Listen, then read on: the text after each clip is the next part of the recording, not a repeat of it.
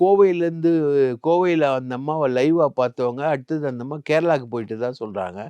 அதுக்கப்புறம் தலைமறைவு. அவங்க தலைமறைவா தான் இருக்காங்களா? வேற யாராவது அவங்கள தலைமறைவா வச்சிருக்காங்களா? தலைமறைவா வச்சிருக்காங்க. அதுதான் அந்த ஃபோர்ஸு. அந்த அம்மாவுடைய கான்டாக்ட்ல இருக்கக்கூடிய போலீஸ் ஆஃபீசர்ஸு. அவங்க தான் இது பண்ணியிருக்காங்க. இது வந்து தம்பி, இது வந்து நிகிதா வெளியில வந்தா, இந்த பவர் சர்க்கிள் ஒண்ணு இன்னைக்கு ஆப்பரேட் ஆயிட்டு இருக்குல்ல. திமுக அரசுல ஒரு பவர் சர்க்கிள் ஆப்பரேட் ஆகுது. அந்த பவர் சர்க்கிள்ல நெறைய பேர் இருக்காங்க.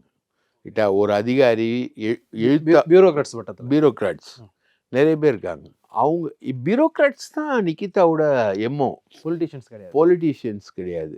பொலிட்டீஷியன்ஸும் வரும். பியூரோக்ராட்ஸ் சொன்னா பொலிட்டீஷியன் கேட்பான்ல. ஆட்டோமேட்டிக்கா வரும்.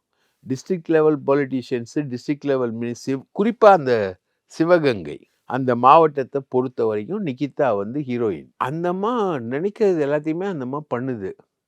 அந்த அம்மா ஃபோன் போட்டா அதிகாரிகள் அலறுறாங்க, கேட்குறாங்க, எல்லாத்தையுமே கேட்குறாங்க.